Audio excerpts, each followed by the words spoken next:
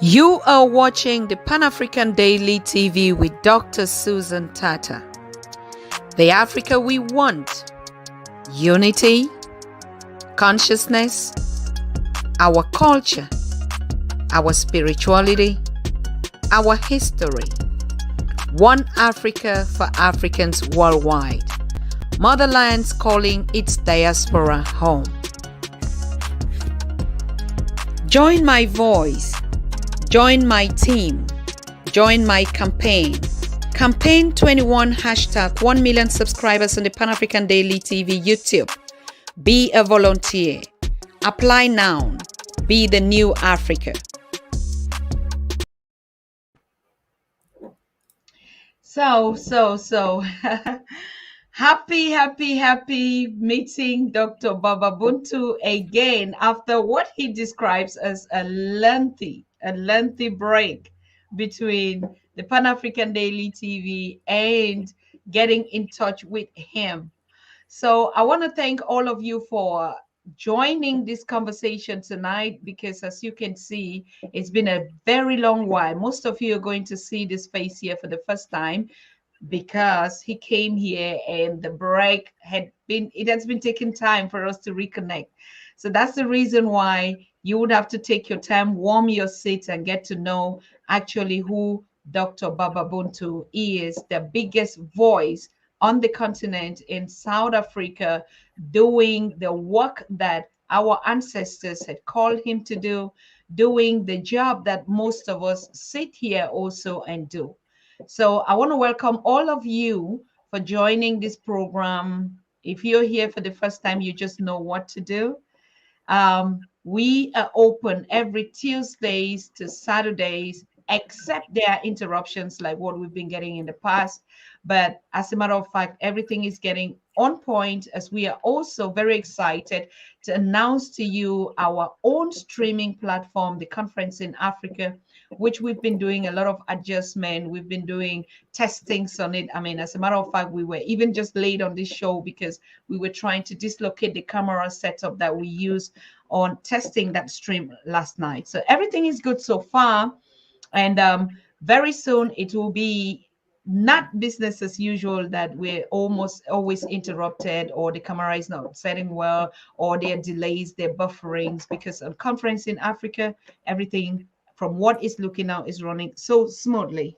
So I'd like to thank all of you who are already, Africans are already navigating that platform, creating their chat groups, making calls and audios, testing all the features that are available on it. And I think our next meeting with Dr. Baba Buntu would be live from Conference in Africa. So yes, if you don't know where to find us in the future, I mean, we'll just give you just the frequency and you'll be able to get us. It will not be available on YouTube for whatever reason. But in any case, for a general understanding, the Conference in Africa would always be streaming live to all its social media platforms, exactly like what we're doing now. So I want to thank all of you, those that are signing in. Thank you again. It's been a while. It's been a couple of days that we took off, but we are back live on the Pan-African Daily. And guess what? Today we want to talk about a very essential period, particularly in this moment, when love seems to be a very critical aspect of us as Africans. Love. I mean, how do we understand love, particularly when we say Black love? The expert of Black love and family is sitting right here in front of us, and he'll be telling you a couple of things that he's been doing. So today the question was, what is Black love? And I know when I posted and the flyer went out, I got a lot of feedbacks that we were like, oh no, we don't want this kind of like, oh, black thing and that. What is the difference? Love is love. Love has no color. So we have to, keep up, stop talking about this colorism. What is Black love? Love is just love. You cannot like. And I was like, wait a minute. Why are you getting so excited? Our expert is right here. He's going to answer all your questions, if at all they are, what actually he means a Black love. What is Black love? What's the difference between Black love and romance? So before I get back to greet him, I just want to give us a rundown on what are the aspects that he will be touching on. We had some particular questions that he would generally refer to, like he said. And before I go into that question, I want to remind you that this is the part two of the African relationships, marriage, and power, which is one of his focus among other projects that he's doing. But he will take us back to the part one that we did here for those that missed it. Okay. So we are going to discuss today, like, what are some of the struggles we have in our relationships, right? How do we relate to the concept of power in our relationships? I find that really, really important. How should we understand the importance of marriage in today's world? Isn't marriage outdated? Wow. I mean, doctor, isn't marriage outdated or only for the rich? Very rhetorical, but very powerful and very insight rich. I can't wait. Yes, isn't marriage outdated? What is it really? What does black love mean? And how is it different from romantic love? These are really the components that we want to touch in when we talk about black love. And how do we reconcile what we have been taught, gender roles, with the needs of today's African society?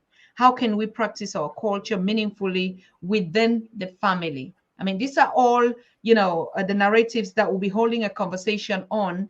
And please make sure you are well set. Like I said, if you see the whole world, they're in a kind of a pandemic, not the COVID-19 pandemic, but the pandemic of celebration of, a particular thing for a season, which they call love. And so we should also, as Africans, start redefining what is it that we celebrate in times like this, and how do we want to continue to celebrate our unity by practicing some of these kind of strategic relationships related topics, like marriage, like love, like parenting, like gender roles, like being together, whether singles or not singles, what is actually love in marriage and family. So that's what we'll be holding this conversation for 2 hours or more tonight, because it's been a while. And so we want to get a lot out of Dr. Baba Buntu. It's not only about the topic itself, but even generally everything surrounding his environment and where he's working from South Africa. So I want to get back into the studio live. He's connecting from South Africa to ask him what he is and how he is been doing out there.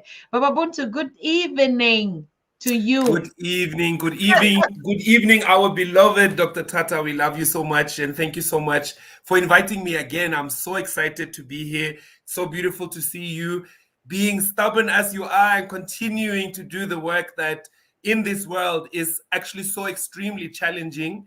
But you know that you have a lot of support, a lot of love around the globe. You are nurturing and healing nations of people. So thank you so much for continuing. And big up and congratulations on the Conferencing Africa app. This is just what we've been waiting for.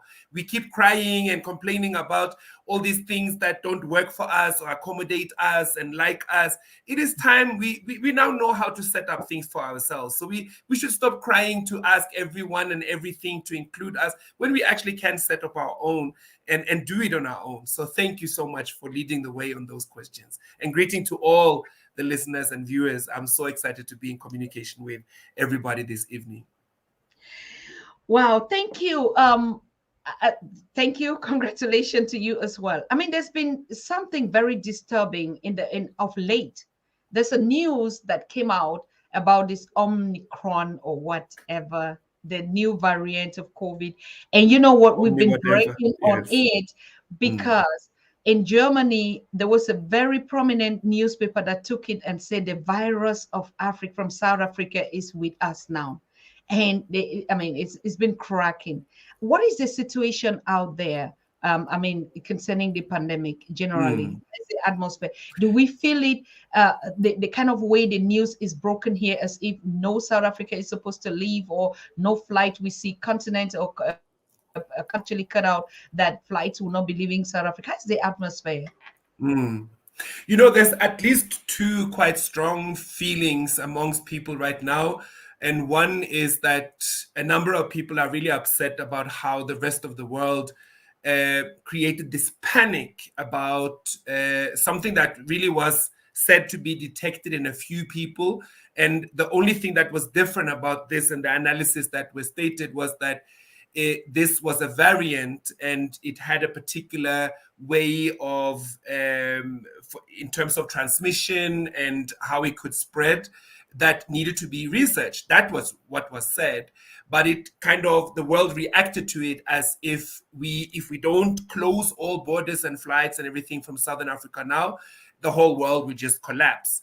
And it's Mhm. quite disturbing to see that type of because that was not the news headlines. When you remember the time when there was all these news reports about a lot of people dying in Italy, a lot of Mhm. people dying in the Western world, and Mhm. and yes, there was lockdown, and yes, there were security measures, but there wasn't this hype and this scare that kind of came. And it's like, it's almost like especially the Western world, I feel, has been waiting for this way of tagging Africa. Where's Africa in this? Because Africa is the dangerous place. Why is Africa managing COVID? And why is Africa not falling apart? And what is this? Because we are used to the AIDS virus, because that was Africa. We are used to what was the other one again?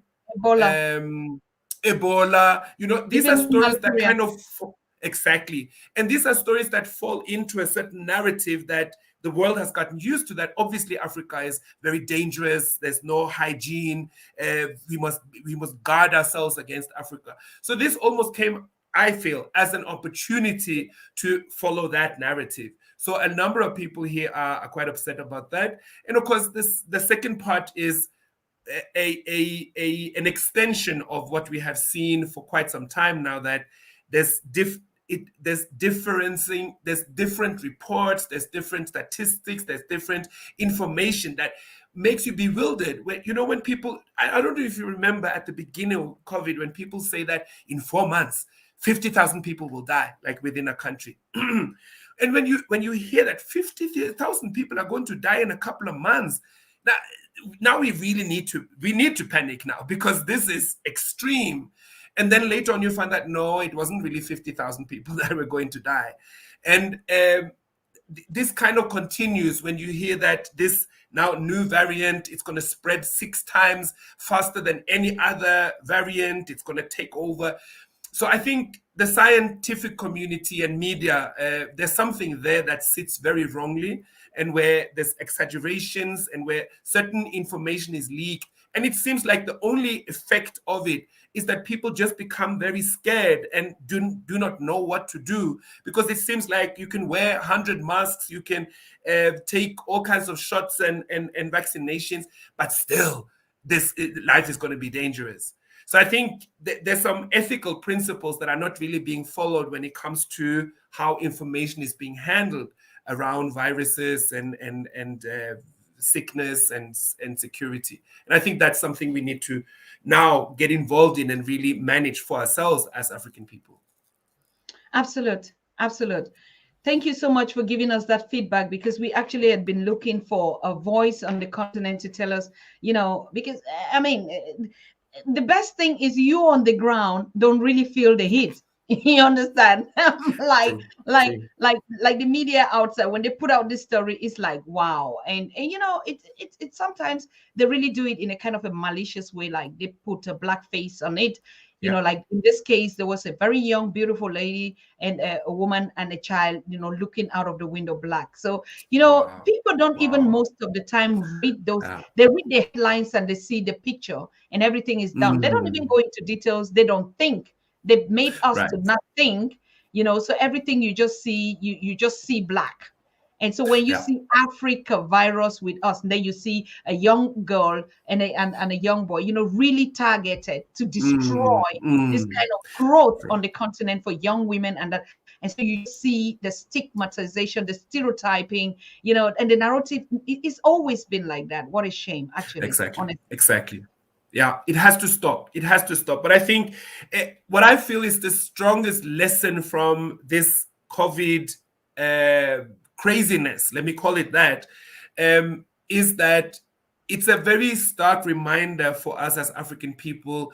What stake do we have in controlling news and accurate information?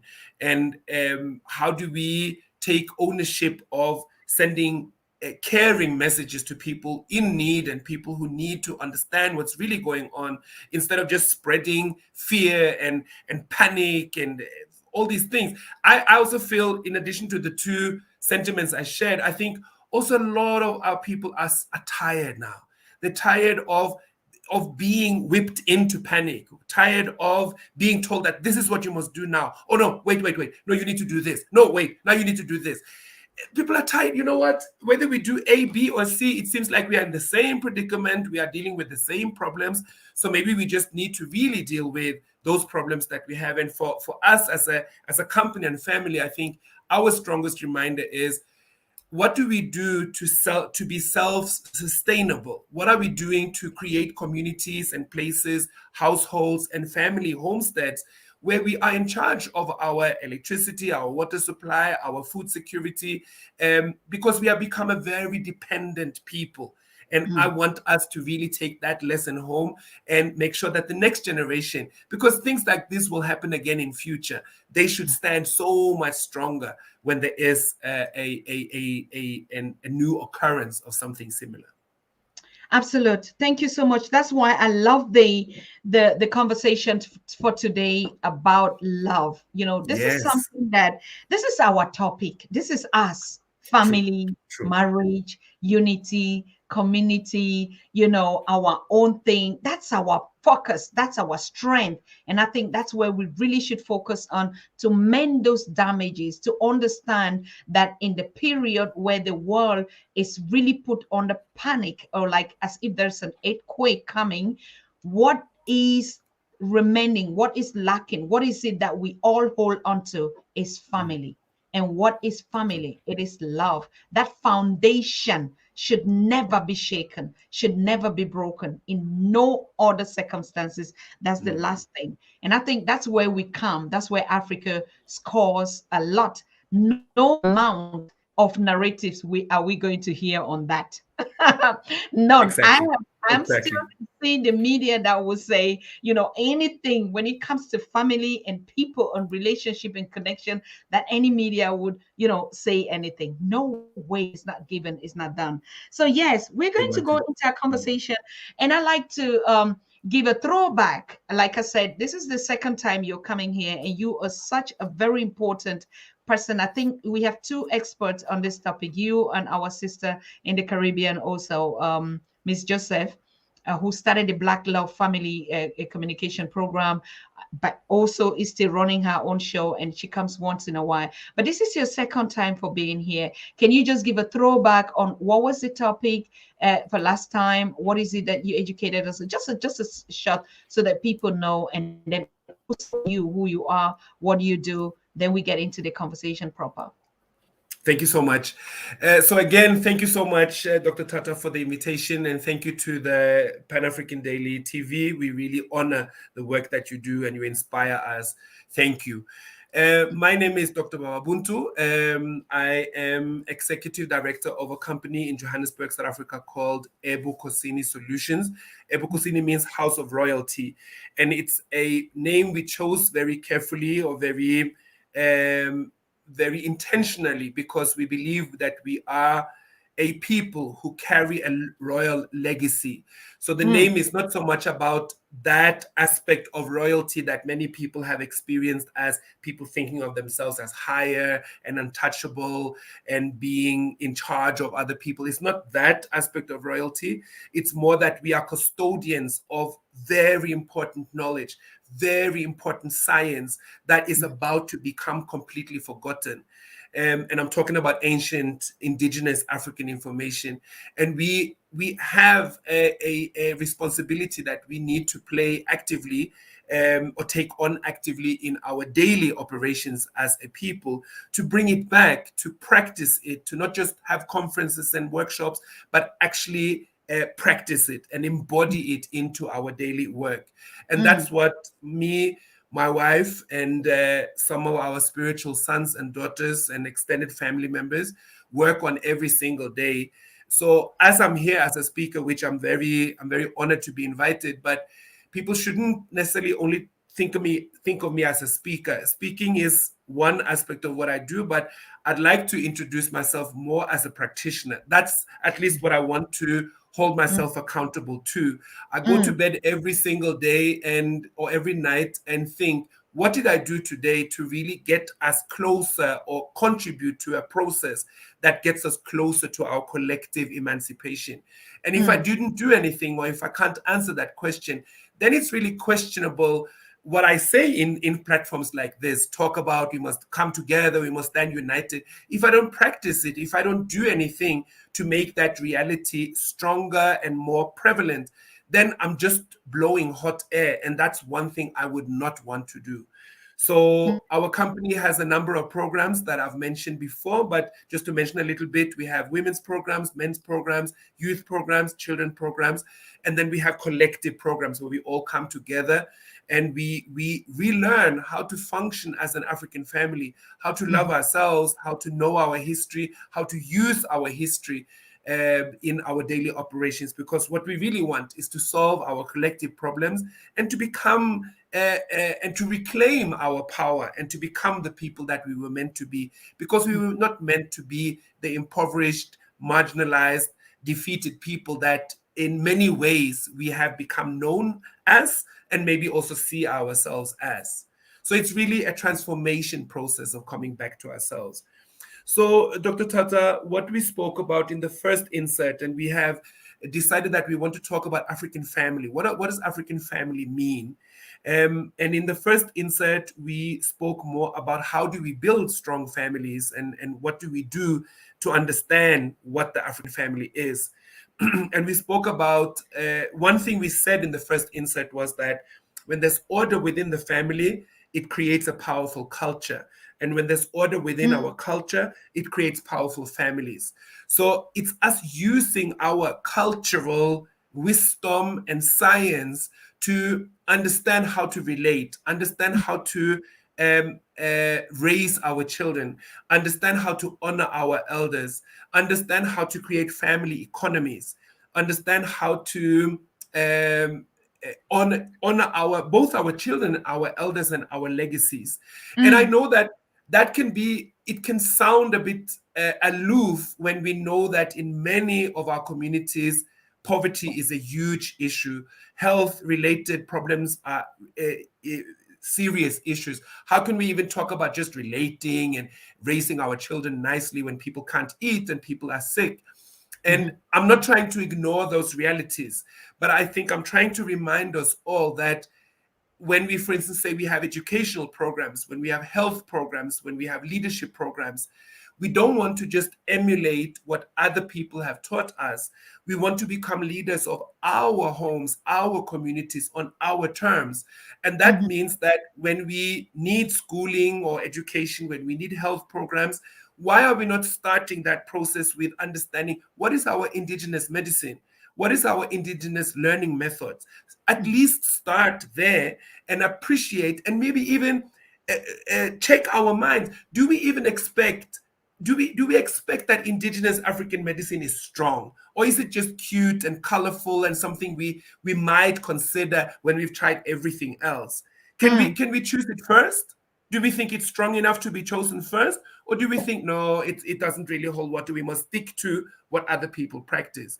And I think it's an important exercise for us to do, because many of us, maybe even without having a choice, have become people who lean on many other people's knowledges and cultures um, to an extent that we disown what is really ours. And I would mhm, like for us to turn that around, because I remember us as an incredibly strong people, as a people of solutions, as a mm, people of thick foundations of solutions.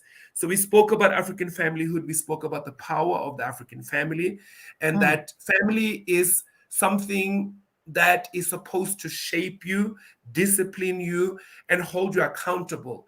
It's mhm, not just a place to have dinner or watch TV. It's a place where we need to do work. And I'm going to come back to that point in when I speak about Black love as well, because Black love is not meant as just a cute hashtag or an Instagram type of expression. It's really mm, hard work. It's hard work.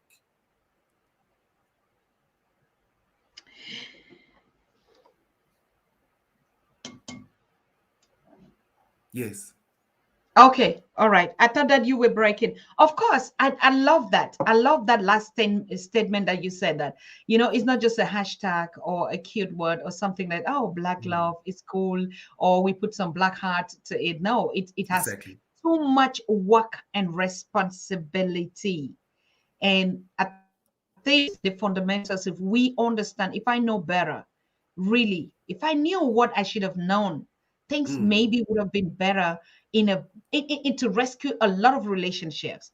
And this is key to how we function, singles or not singles or marriage. We're talking about sure. that aspect of not taking something that we have to work on for granted or take it lightly or just think it's putting on or dancing in a party or wearing some colorful clothes and doing some cultural celebrations and calling them love.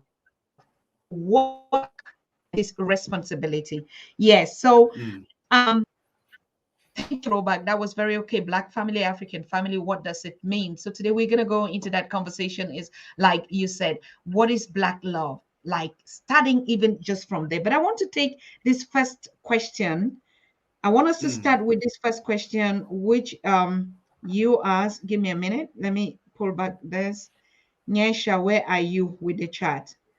All right. You said, what are some of the struggles we have in our relationships? For instance, let's just start with that one. Yes. Yes, let's start with that one.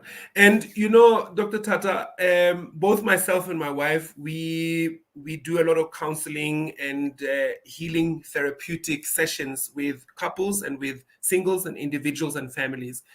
And I've been doing this for many, many years. And people have, in a way that I'm very humbled, how many people have let me into the details of what they go through within family, within themselves, and within relationships. So I feel I speak with a certain insight. I'm not just talking from a book or from a statistic, but from lived experiences and stories that have been told to me and journeys that I've been part of. How much many of us struggle within relationships. And think about it. I think we may have said something similar last time as well. If we're not struggling to, some of us are struggling to get into a relationship or trying to find one. Some of us are trying to get out of relationship. Some of us are wondering, why am I in the relationship I am in now? Some of us are even disrespecting the relationship we are in now, and we have other projects going on. We lie, we keep provoking each other, we keep hurting each other. We keep saying hurtful things to each other. And let's not also forget that some of us are quite violent to each other, both verbally, physically, spiritually, and mentally. We make our partners believe that they're less. We make our partners wish that they were not the persons that they are. Yes. And in addition to that, some of us also unleash anger and aggression and violence on the bodies and the integrity of our partners. It's important that we talk about that as well, because when we do that, I think it's something deeper than just having lost your mind or Mhm. just being a strange personality. I think, and this is why I want us to bring in the understanding of what Black love means, because first of all, love, the concept confuses me. Yes. Remember, think about how many R&B songs you've heard. Tony Braxton, uh, so many people that have sung about love, love, love, and you have found yourself humming love. I want love. Everything we want is love, and you have probably used that word so many times. But if you were going to replace that word with one other word, which one would you choose? What would you say really love represents to you? And what I have done, Dr. Tata, is uh, for me, I had to have this conversation with myself. What does love mean? I'm a loving person. I like to be in love. I like to have loving and caring conversations with other people. I am in loving relations with family members and people. But what does it really mean? Um, And I decided to replace it with the word honor. And I know that doesn't necessarily describe all types of love, but Mm-hmm. what it does to me and why I choose it is because who I love and what I love, I defend, I respect, I will not intentionally want to hurt, I will not try to be deceitful. I will not run away when who and what I love calls me to order. So when I honor somebody, I will, even if it comes with a certain heat, like I've done something wrong, I will take the heat. If I have done something wrong, I will ask forgiveness. If I have been wronged, I will want to present to who I honor that this Mm-hmm. was not okay. This is not how you should have approached me. This is Mm-hmm. not how you deal with me. I want this to change. But if I don't honor you, I will I will call you names maybe. I will Mm-hmm. push you away. I will maybe even add another lie because I don't honor you. So for me, honor is a word that I find very meaningful, both in to describe the love that we need to have for people around us, our family, our children, but also the love that I need to have for my partner and for my chosen partner in my marriage. I honor Mm-hmm. my wife. And it hurts me if I understand that my wife is not happy in the marriage and that I'm not doing enough to make her happy. That troubles me, and that's something that I want to do. If I didn't honor her, I probably wouldn't care. So I want us to, you could choose your own word. I'm not saying what word you need to choose, but at least have a concept, because we keep saying, I need love. I want a partner who really loves me, but your action sometimes doesn't speak to that. You sometimes engaged with people who are actually not there to be fully honest and treat you beautifully. They can actually be quite harmful, and you still say that I can't leave this person because I love this person so much. Yeah, but Mm-hmm. this person keeps hurting you. Are you honoring this person really? You see, for me, that's an easier question, Dr. Tata. If let's say I would be in an abusive relationship, and you would ask me, why don't you leave? Why don't you just leave? This person is really making you miserable. And I said, but I love this person. I can't leave. I love this person. I can't leave. But the thing is, if I honor this person, I will have to do something to make this abusive situation stop. And if my partner doesn't want to stop it, I will have to remove myself, because I honor you, but I can't honor what you do to me. You see? So for me, there's a difference in that. So I'm inviting the audience to also think, what words would you use to replace love and make the word love meaningful? Because I feel in so many ways it has lost meaning, if it had ever really had meaning, and it's a confusing term. Perfectly said. Thank Just you. on point. Why I'm saying so is because we also, I also thought of, I talked about it. We discussed this because we have a program called High Bay. High Bay. Right. It's Yeah. actually, African love and family, particularly when Right. comes with couples love. So we Yeah. said we have to change this word because sometimes it doesn't make sense. Right. So probably we just even give slogans that we used to, like High Bay. High Bay it's really common in Exactly. Cameroon, for love. Right. So Right. then I had I had a conversation with a woman, and we exchanged views. And I said, for me, it would be to raise, right? Yeah. And I was like, I wish I raised my husband well, or he raised me well. And he was like, oh, it looks like. I said, no, raising first, it takes us to a complement of, we go higher together. So we kind of complement each Mm. other. So that is not just anything that you're saying here, but just for us to even think, just start thinking. And like we said, there's some key words that really, particularly in our Africanness and on this new Africa face that we're taking, we have to Oh, change true. some words drastically. There are a lot of words that doesn't mean anything anymore. It has been abused. Yes. It doesn't even have the weight that it deserves. True. I love what you're saying right now. I love what you're saying right now. One thing I can't stand is to hear African adults call each other baby. I just Oh can't my stand it. God. I can't stand it. I I want to interject and say, can I just tell you that you cannot call each other. And even the expression, think about this. We say, I'm falling in love. Why would you fall? Like, wouldn't you stand? And you see, when I use the word honor, I will say, I stand in honor. And for me, that's a power position. That's not me having power over you. That's me honoring that you have come into my life. You have accepted me. You say that I'm somebody that you want to choose. I'm honoring you for that. Thank you for being there for me and with me, and for us to be there to be able to face a very difficult world together. So I completely agree with you. We need to change our words. And there's a number of things that people call each other that I don't know if we should go into all of that, but it's No, it's but very problematic. no, but of course, Dr. Mata, I mean, she's my mentor, she's my role model. I love her Right. so much. Dr. Mata Tilahun Namujebo of Namibia. She said Yes. one thing. She's also on this topic, and she would also be your guest or be our guest anytime soon Right. when we start really putting the particular projects like this high bay together.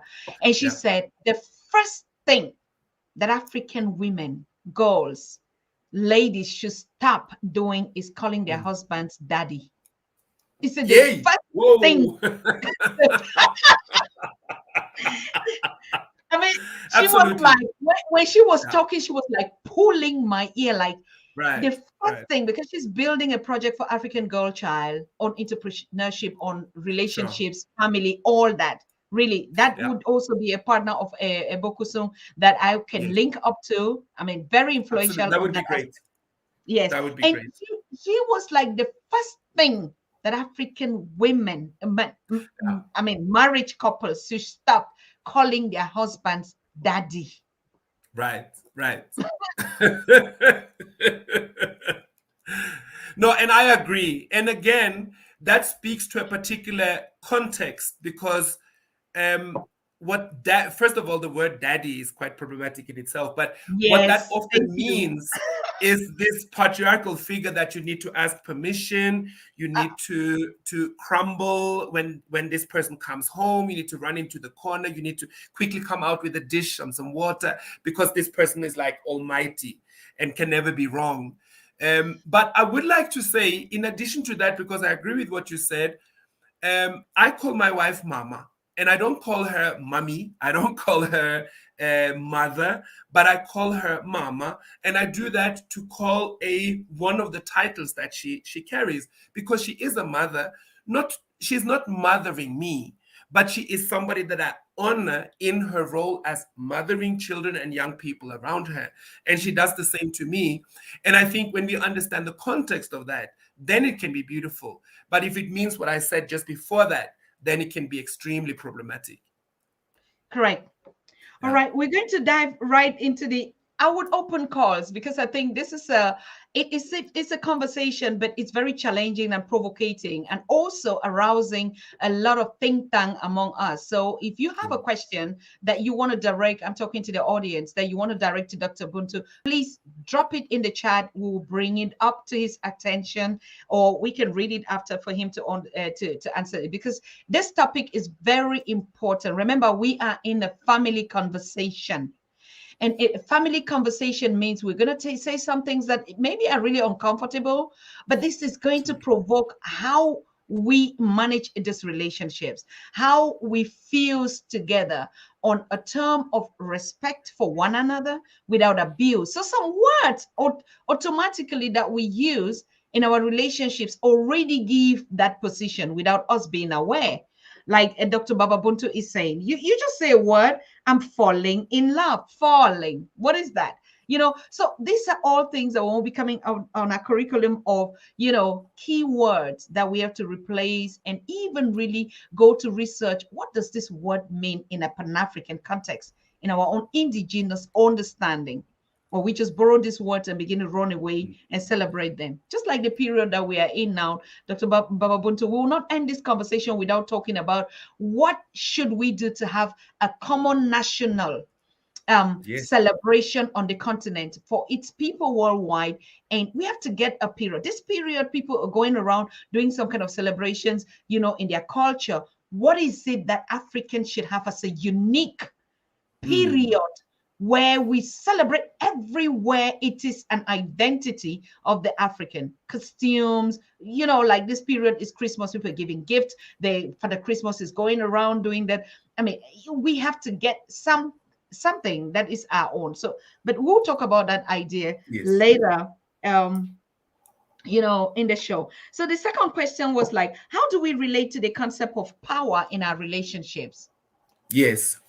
I have a lot to say about this, so you'll stop me when I go too far or too long. But Go ahead.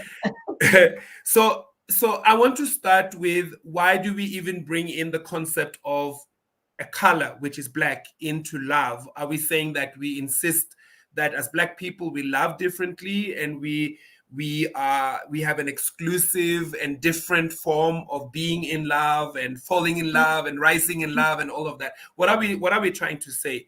The black love for me is more a reminder about our history and us becoming a very different people. And remember everything we have spoken now about the word love and falling in love and all of that. At the back of that, it's also very difficult to love ourselves when our history is that we have been written out of history. We have lost a lot of the powers that we used to have within family, within community, within the nation. We have not shown a very strong record in leadership for a while in our countries. And that comes from a particular history as well. So we're learning that we are a weaker people. We don't know how to set up our own schools. We don't know how to be technologically advanced in the world. Nobody's looking to Africa for incredible innovation. Nobody's expecting from Africa anymore that Africa has a lot of things to offer as solutions for the world. And we also become those people who don't expect much from ourselves. Not because it's true that we actually are not capable, but because we have learned that we are a lesser people. And you know what I'm talking about when there are times when you hear stories from around the continent. There are certain realities you become aware of and you think, oh no, when is this going to change? Why is this happening again? And you become so disheartened. And to hold this hope up for Africa and this faith that, yes, Africa is going to be incredible, it takes a lot of energy to keep that going, because there's so many things that advise you otherwise. So now, loving yourself as a black person is already difficult, because what is there to love when you represent all these brokenness, all this mistold stories, all this incapability? And in addition to that, with that brokenness within yourself, how are you now going to love another African person who also represents that? And with your own brokenness, now you're going to love also what represents that brokenness. So the point of black love is to say, to practice black love means to want to engage with the many difficult layers of who we have become. And just so that I don't sound too aloof and too philosophical about this, what that means is that, for instance, one of the things that me and my wife had to do when we met each other was to declare, who am I in this world? What do I struggle with in this world? What are some of my weaknesses? What are some of the things that I think I'm good at, but I need some encouragement to become better? Like, and not trying to have a nice performance or trying to impress my partner or anything, but just say, I'm struggling in this life with a number of things, and these are some of them. These are some of my doubts. These are some of the things that I'm not proud to show the world. But since I'm inviting you into my life, I need to let you know, because I can't just put up a false image, make you fall in love with it, and then you're going to be disappointed 6 months down the line because I'm not living up to what I said I was. And that is difficult, Dr. Tata, because we are told, and let me, because my experience is being an African man in this world, but so to Yep. say it from my experience is, that's very difficult to do, because everything I've learned is that when I meet a woman, I must entice her. I must make her see the stars. I must do things and present myself in ways that just gonna make her fall for me. Do you understand? Mhm. And that means very often that I don't want to say the things that I struggle with. I don't want to say the things that I find difficult. I don't want to talk about what colonialism has done to my ego, my self-esteem, and my understanding of who I am. So Mm. it's difficult to do that. And that's why we come into the question of power, because many of us, and I'll exemplify again from a male point of view, most of us have been raised in understanding how colonial power works. And colonial power works in the way that it invades itself into a space where it's not invited. It starts to ambush and intimidate people around to fall into acknowledging and respecting the power that I have. I'm pushing people to respect me. Once you have done that, now I have control over you. Now I can do many more things to you. I can manipulate you. I can make you think that things are okay. I can make you think that things must just be done this way because there is no other way. If I can use religion, great. If I can use education, even greater. If I can use, like, I can use a number of tools to make you become somebody who's under me. And that's the power that very many of us see on a daily basis in the workplace, in government, at universities. We bow to these hierarchies of power. Very rarely do we learn that power is about equality. Power is about standing on the same level and teaching each other and having this dance of getting to know each other. And for me, the African script tells me that getting to know my partner must be a dance of equality, must be a dance of, and that doesn't mean, when I say equality, don't just think European terms of 50-50 and everybody can do Yes. the same job. And it has nothing Yes. to do with that. It has to do with Absolutely. worth. Mm. We should be different. I think this is a Mm. problem that we have now been brainwashed to think we must be exactly the same. We must do all the same things. But for what? Isn't the beauty that you represent an A, I represent a B, and A and Mm. B are equally worthy. But Correct. I don't know how B works, and you don't know how A works. So we're learning from each other, and we're becoming a greater people because we Mm. learn from our differences. So for me, it's not about doing exactly the same thing, being exactly the same archetype of each other. We must appreciate and accentuate our differences. But different doesn't mean less worth or more important and less important. So this is what we often struggle with power in relationships. And when we Mm. think about what Eurocentric and Arabic or Arab related patriarchy has done to us as well, this right that you have just because you are a man. And I like to, I say this jokingly to illustrate a point. So for instance, I'm just playing out a scenario. So a man would say, yeah, obviously I have to be the man of the house. And then the question is, but why? Because I'm a man. Yeah, but why? Like, just explain why you need to be the head of the house. Yeah, because I'm a man. Yeah, but what kind of man are you? No, it doesn't matter. I'm a man. Yeah, but wouldn't you rather say because I'm a great leader, I listen a lot, people Yes. trust me, Mm. I don't speak my own mind before I've listened to everyone else? Wouldn't that be the reason? Can it only be because you're a man? And in the world we live now, are we even sure that just because you're a man, you're a good man, you're a relevant man, you're a meaningful man, you're a necessary man? Can we really trust that?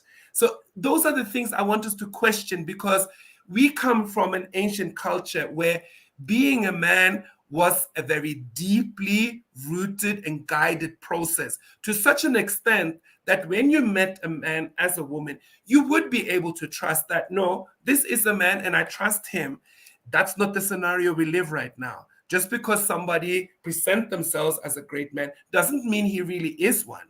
We can fake it, we can project, we can perform, we can learn a certain way to speak, I can mesmerize, I can flirt, I can use all kinds of power dynamics to lure you in as a woman. So the experience of the African woman in this world is that she also needs to be careful. She cannot just listen to what any man says. And again, that comes back to our ego, because some of us now believe that as a man, you must not question, you must not doubt, you must not. So, my point, Dr. Tata, is we live in a world that is quite different from the world we originally come from. And we cannot just use the tools we may have been able to use long time ago now. We need to also do something about who we have become. So if we have become people who are not honest sometimes, who are not fully loving and respecting ourselves, if I'm going to be in relationship with the woman and we're going to have a future, we need to have some honesty around these questions. We need to be able to talk about that, and we need to be able to find new solutions that maybe we have never seen anybody really bring into their lives.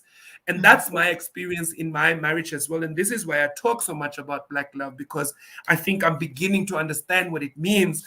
And I think I can share some valuable lessons in what I have found it to be. And I'm very interested in listening to what other people also have found it to be. So it's a process of unlearning the power that takes and defines and insists and bullies, and a power that actually allows and gives birth to and binds us to an equal commitment of strength and building each other and healing each other.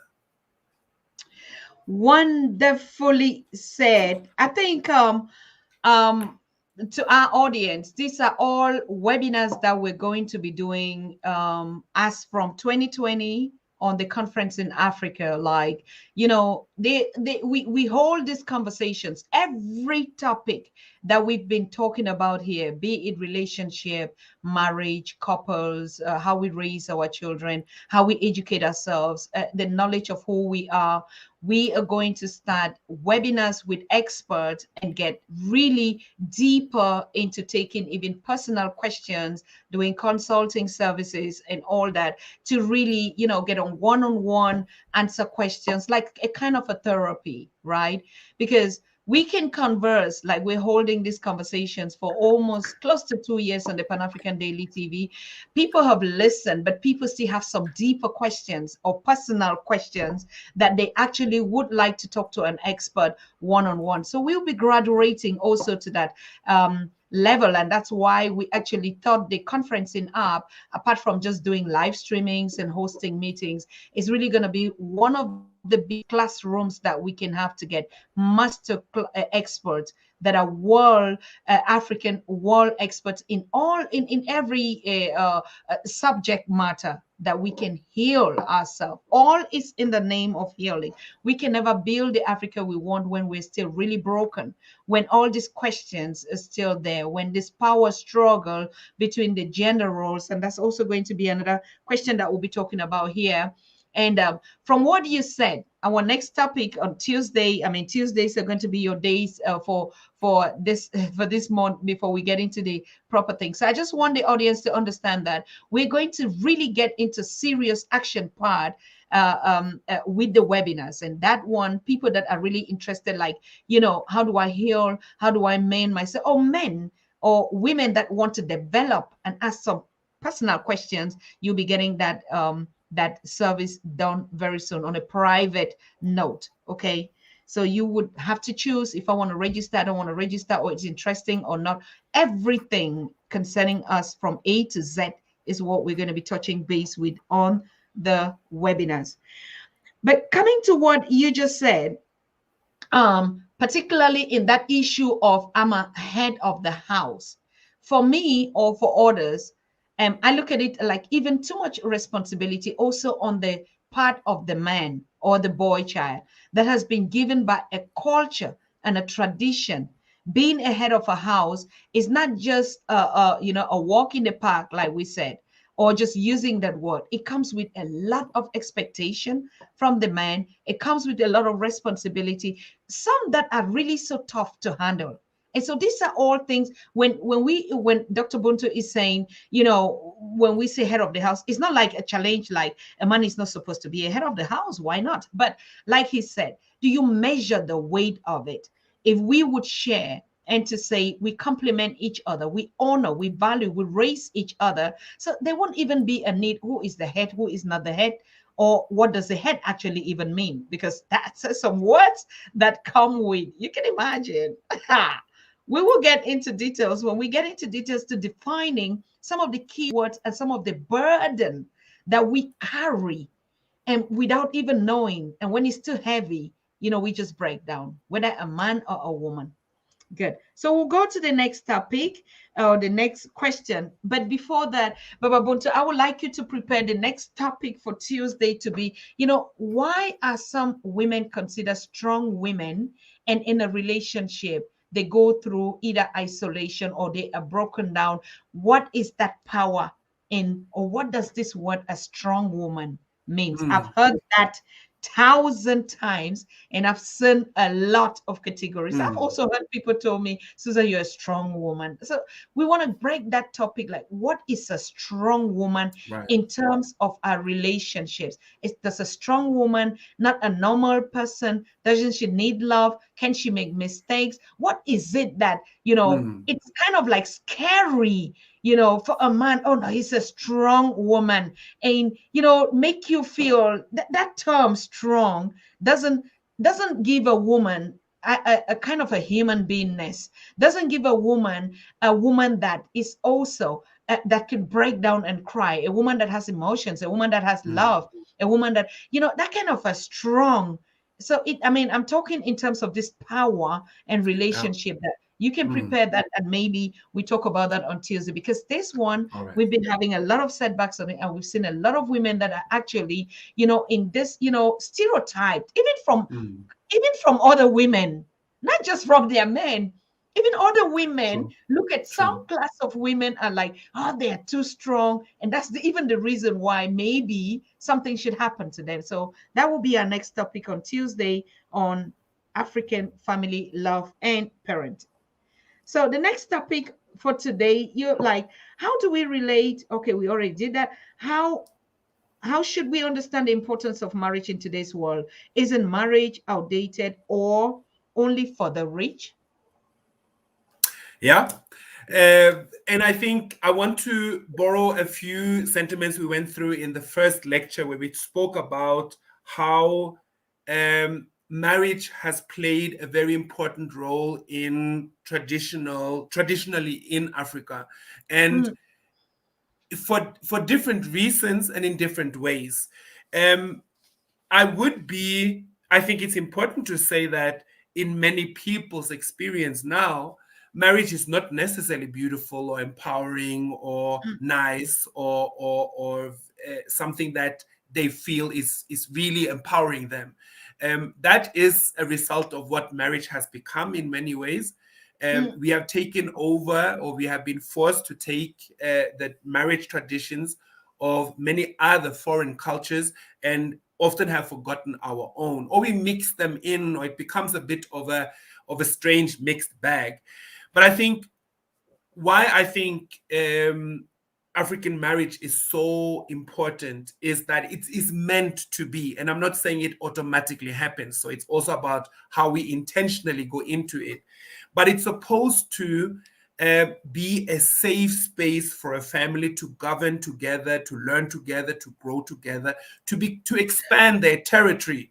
And when I say that, I mean grow skills, be able to work an economy together, be able to grow as part of a bigger nation. That's what an African family is supposed to do. But it is important to say that because our cultural wisdom has been broken, or there's confusing information that has also been pushed mm, into our understanding of how we are supposed to live together. So, for instance, in South Africa, there's ilobolo, which is the bride price or the bride wealth. mm, And we often, when we are criticized from the external world, we will claim that no, this is not about buying a woman. This is about sealing a pact between two clans and to govern a sacredness of how two families should stay together. And that's what it is supposed to be. But today, some of us are mismanaging some of the sacred spaces and instruments and tools that we were given. And the reality then becomes that sometimes we are actually creating transactions where women are literally being sold, meaning that some of us as men today will say that my woman must just do what I say. I paid my bride price. She cannot complain. She cannot speak her mind. She must know her place. Now, when we say that, now, obviously, I'm not talking about a relationship between two equals. I'm not talking about two people who are equally important. I'm talking about one male figure who must stand on top of and dominate the woman in all aspects of her life. And for me, what is problematic about that is that that is a relation we have learned from those who have oppressed us. The Mm. slave, the owner and the slave, the master Mm. and the servant. This is Absolutely. not what marriage is supposed to be. Um, and you mentioned the strong woman, and I know that we will get into that later, but I wanted to just make a quick reference to it again, because why it's a problematic term is that there seems to be this expectation that a woman should just stomach everything, take everything. If she's beaten, if she is given food, if she has a right to speak, if she can walk freely outside, or if her husband tells her that she can't, she must just enjoy everything and never complain. And when she does that, the comments are often like, you are a very strong woman, instead of saying that, you know what, you are not being treated right. This is not okay. We don't stand for this. We need to sit down as a family and have a meeting about this, for instance. But and it doesn't mean that we shouldn't say that, or acknowledge sisters for being strong, because sisters are also strong in a positive way. They take on a lot of responsibilities. They are strong for us. They believe in us. They believe in family. They do a lot of things. So there's also a lot of positive values that we need to remind and acknowledge sisters for having, but not to the detriment of her own capacity and ability and right to be a human being, with all tools and expressions and abilities to also complain when things are too much, and say what is really her truth about her life. But I Mm. think why I think it's very important to be married. But I would never say that if you're not married, and this is important to say, because in many of our cultures, you are not fully a person or an adult until you have become married. So if you're Mm. not married, you cannot. There's certain meetings you cannot participate in. There's certain places you're not supposed to be. Um, there's a certain authority that you just simply don't have if you're not married, and that can, I think, especially to a younger African population, that can sound a bit oppressive or strange, especially when people now feel they have degrees, they've traveled the world, they know so many things. Why should they not have an opportunity to speak? The original reason for this is that if marriage is practiced right, and we need to take that as a precursor first, you will then embody certain experiences about how to solve conflicts, how to Mm. create a peaceful environment, how Mhm. to discuss delicate issues, how to park your ego and not just speak because you are incensed or because you are feeling a certain way. That's what marriage is supposed to teach you if it's Mm. practiced right. And we are saying that people who have that experience are needed when delicate matters are being discussed, when Mm. certain particular decisions are needed to be taken in the family. We need Mm. people with that experience. So what so I would not say that we just need marriage for the sake of marriage. We need good marriages. We need guided marriages. And I think I always say this to young people who believe that, first of all, believe that they want to get married and find themselves in a relationship where they now feel that this is about to get serious.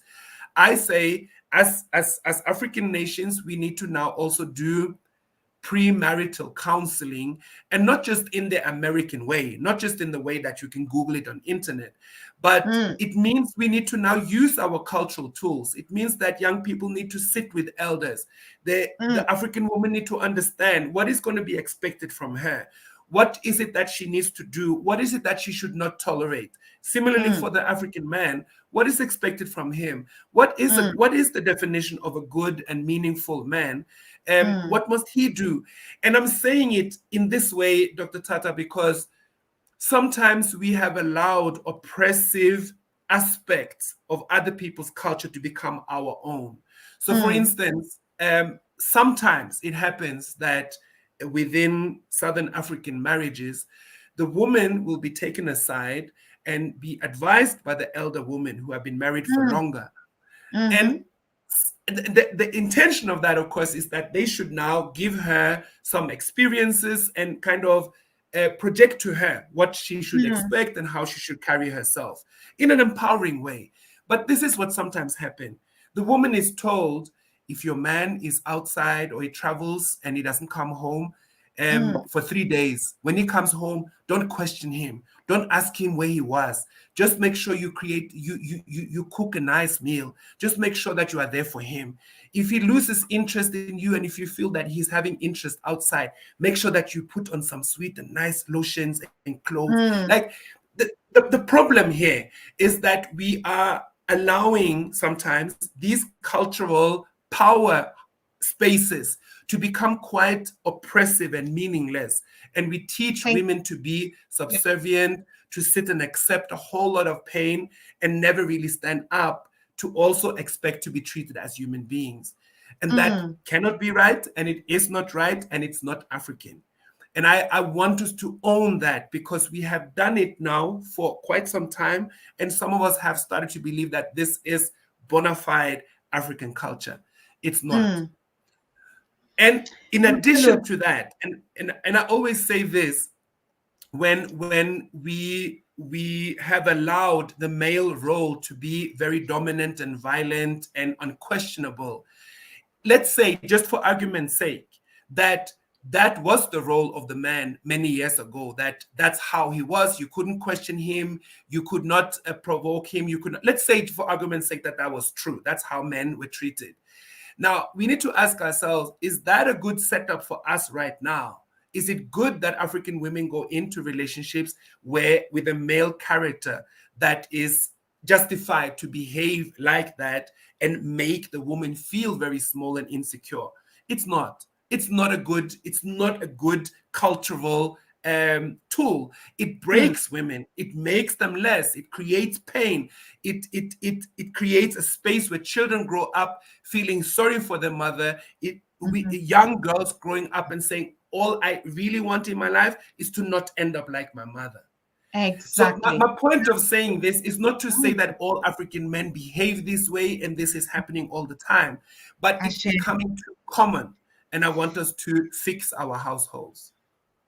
Oh, I mean, you're speaking, and it's deep in. It's just draining my spine because we have work to do, and I We think have. all our women, girls, men, we have a common duty to make, and I think it starts really when we are conscious, like you're saying, and deep in that spirituality, then we can create that balance. I remember Dr. Leona Jeffrey said, in our culture, or I think no, that was Dr. Wade Nobles who said, in our culture, we never had anything about a gender. It was equality True. from the original African setup. True. So until all these systems that we got mixed in, then we start hearing gender-based. Gender, what is Mm, gender-based? He mm, said, no, exactly. it was equality. It was equal. So all these structures, like you're saying, these are inherited structures, some of which we actually have adopted them and we embrace them. True. When you True. talk about issues like this, I remember when I was growing up, like particularly in the community, because your mother went through that, automatically you go through that.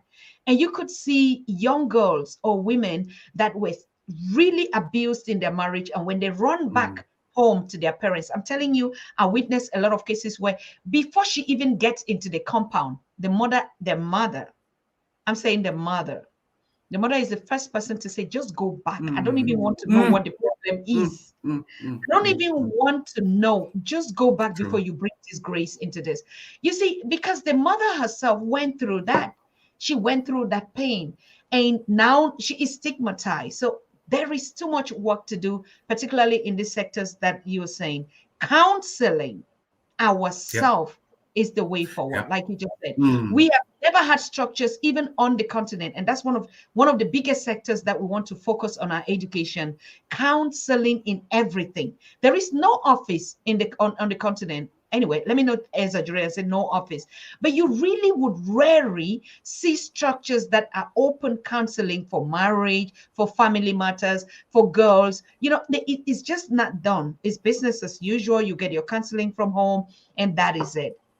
So this, I really find it very relevant.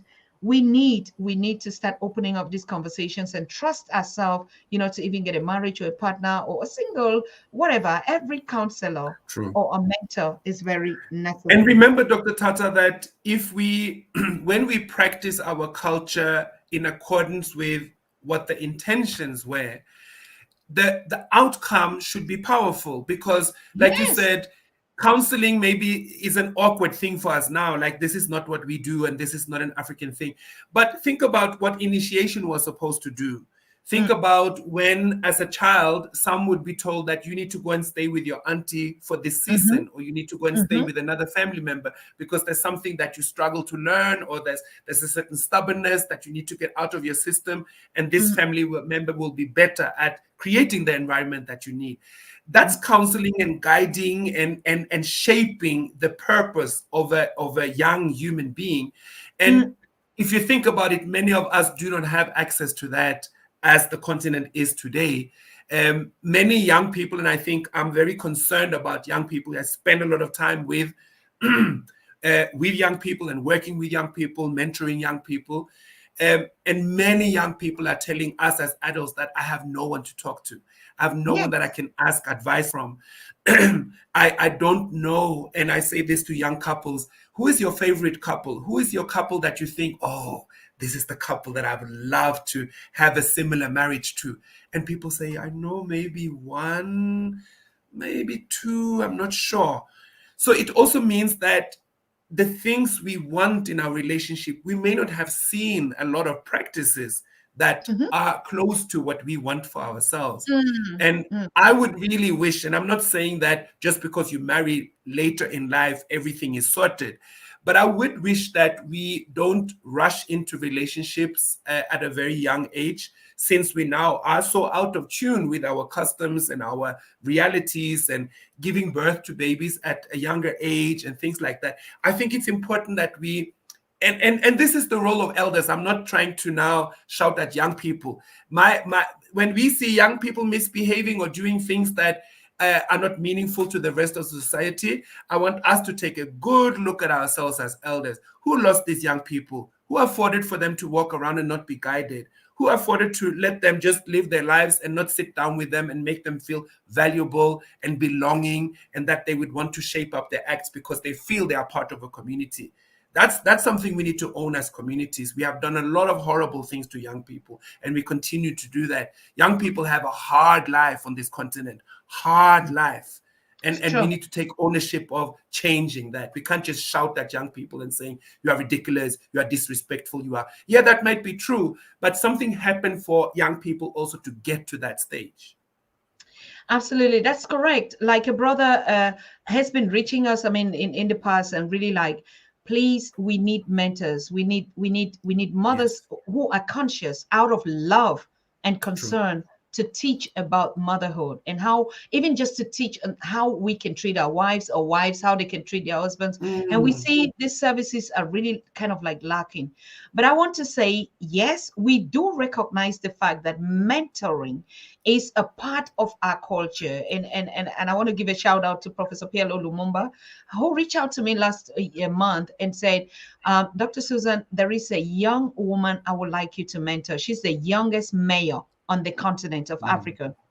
And she's from Zambia, and she's very young, but she's the youngest mayor. right. And Mm, and but she met this young girl. She's still a girl, and the power and the vision that she has for Africa. If she's not guarded, she could be misled. You understand? So I do acknowledge the fact that even our elders do know that when they see, some characteristics that could think, oh, if we don't hold this one, something might happen, you know. So that mentoring spirit or advice or be somebody that can cancel, not just because you know, but somebody that they can ask questions. And maybe you will not answer that question. You can know some other person that will answer that question. It's very Exactly. relevant because we've never grown like that. We've just grown like this seemingly friendly African culture that we're talking about, this seemingly all we are nice and stuff like that. But these are deep, deep stuff that we are in a family. We need to converse and see how we get solutions to this. So that is True. really, really important. And I want to thank you for that. Mentoring is really part of love. Zanini is saying it is a part of love to mentor each other. And the fact that it came to the fact as if you know is because you're too knowing. Or but if you look at even the Western culture that we say in the broad, they live only on mentoring. On mentoring. That should be Yeah. part of the right, we Mm. call it the right of possession, right? Yeah. Giving over knowledge to our young people to grow them up. And so you cannot be in that mentoring position and you don't want the young people to speak. And so they have to listen to what you are. That's not mentoring. That's not right of position. You can't be in that position where you don't want a woman to express herself or to speak. So I think the paradigm, as you're saying, it's really, really important. Okay, let us ride on. What does Black love mean and how is it different from romantic love? I love to hear this one. Yes. So we answered part of it earlier, but I'll repeat. So Yes. we I was saying that black love, of course, it has to do with our blackness. It's related to that, but it's not just a cute term, or it's not an Instagram hashtag to kind of just have to look at a sparkling black couple and to see how cute they are and how they could be a poster for Mm, a sweet R&B song. That's not what it's about. It's mm, really it is about the work that it takes for us to first and foremost love ourselves, and then mhm. love what and who we come from and represent. And Yes. then when we get through that, that's what should enable us to now be in a loving relationship with the partner that we choose for life. And that Mm, means that just meeting somebody at a club or at a hangout is not going to be a good um, uh, preparation stage to go into these discussions, because clubs are not set up for discussions and sharing and being honest. Hangouts are not set up for us to really be intentional about getting to know each other as African women and men. So my mm, my point in saying, why am I bringing up this black love thing? My point is that if we want strong relationships and marriage, and I want that, I want to see that, I want that to be normal on the continent, and in mhm, the African diaspora, and across the African world. But if we mhm, want to get to that, we need to have a different approach than just lusting and needing to have a partner, because mm, there's nothing shameful about, well, lust in its natural form, and there's nothing shameful about wanting to be with a partner, and missing a partner and feeling alone when you don't have somebody. There's nothing wrong with that. But when yes. the only um process of how to get into a relationship is to pick up somebody, or to say a cute line, or to meet on the corner, I feel we're not really investigating the matter as it sits. And for me, it means we need to start our conversations differently. We need to teach young, so this is what we need to do. We need to teach our children to love themselves, love their hair, love Yes. their features, love, and absolutely think about this as the most beautiful presentation in the world. Mm, And they will not do that if our households are full of European images, if our TV sets are open playing American and European soapies all the time. They will not experience their own presentation as something lovable.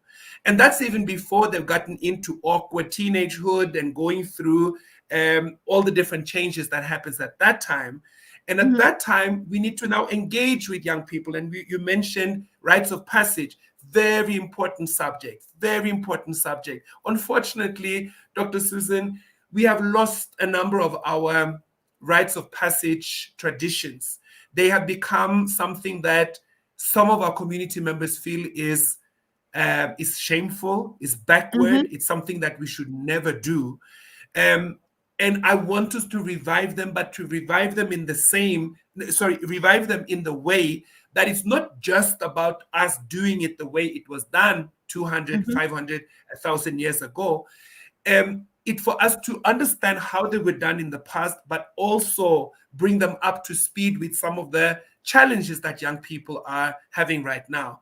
Because maybe 2,000 years ago, one of the biggest problems was not that people wanted to commit suicide. That is Mm-hmm. a problem that young Africans are experiencing right now. What are we doing about that?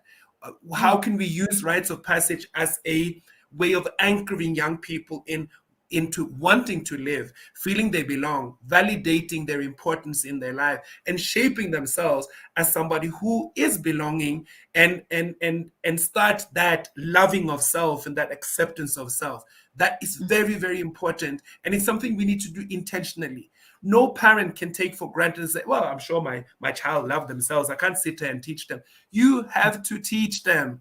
And I'm not saying Mm-hmm. just having conversations like this, but I mean, like in the artwork that you do, when your child Yes. draws, what kind of images does your child draw? What kind of Mm. images do they see in your household? What kind of Mm. stories do you talk about? When do you sit down and really engage with Africa as the absolutely most beautiful, strongest, most Mm. important concept and idea in the world? And it's through that that children will pick up that, wow, I'm African. Like, I'm incredible. I come from a long and vast history. I better not mess up. I better not be a disappointment to anybody because I represent greatness. And this is the beginning stages for me of towards Black love, accepting self, Mm. understanding Mm. that you come from greatness, also understanding why the world has done what it has done to us, why we have been Mm. invaded, why so much has been taken away from us, and why we struggle with many of the things we struggle today. That's important too. And then when I have learned to love myself and accept myself, it's also about loving who I come from and who I represent and the people around me. Mhm. And feeling that these are people I literally love. These are people I really have a strong heart for. Um, and when I've gone through that, I believe that we can stand in a much stronger position to then go into a relationship. And because many of us have not been through these processes, I feel this is a very strong component in why we also mess up, why we don't know how to create consistency and longevity in some of our relationships, because we have picked up so many troublesome behaviors, thought patterns, and of course we've been scarred and wounded in the process of trying to find somebody as well. And we Mhm. bring all of that into a space that should be sacred, should be governed.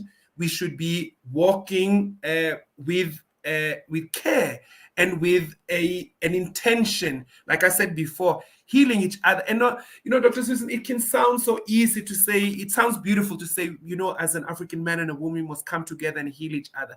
But what does that Mm. even mean? What does it mean to heal each other? Because Absolute. healing is deep. Healing Yes. is it brings out all the venom before you can even start to feel the beauty and the peacefulness and all of that. And are our relationships safe enough for us to be vulnerable, to Mm. have or to have conversations about awkward experiences and painful things that have happened in our lives? Can we really stand before each other naked in that symbolic sense? And can I give my partner access to all of me? Will she not use this against me? Will she not Mm. end up hurting me? Will she not bring this out in a different way and I will regret what I shared? These are the questions that many of us bring into relationships. And I think it is because we were not prepared, we have not become ready, and we don't know what to expect and how to carry ourselves when we come into relationships. So I think that when we do that, we stand much stronger. We will have more intentional conversations. We will start building from the premises where we actually are standing. We will be honest. And I'm saying that as somebody who met my wife rather late in my life. And I know, even if I wasn't necessarily a ridiculous man who was just jumping around with all kinds of love projects in my younger days, I know that if I had met my wife when I was 25, I probably would have messed it up. maybe mostly because I didn't know how to allow myself to be loved and respected and honored. And I also didn't know much about how to really project and give that genuinely to a queen, because Mhm, this was not my reality. This is not what I had seen around me. So it took me mhm, a lot of life experiences to get to an understanding of working on myself, healing myself, finding my own journey towards my own healing, so that I could stand very differently in how I perceived, received, and started this journey together with my wife. hmm. Thank you so very much. I mean, I want to appreciate all of you that are watching from the different platforms that we are streaming on. Not very many now, because we're very conscious now of who is watching us and who is digging and who is even serving these conversations that we're doing here. And so thank you, Elvis Ngo. You're watching from our Facebook page, and Lawrence, you're also One Love Home and Abroad. I think that's Kofi, our brother from Italy. You're also watching from this page. Tamuno, also, you said it's a great topic.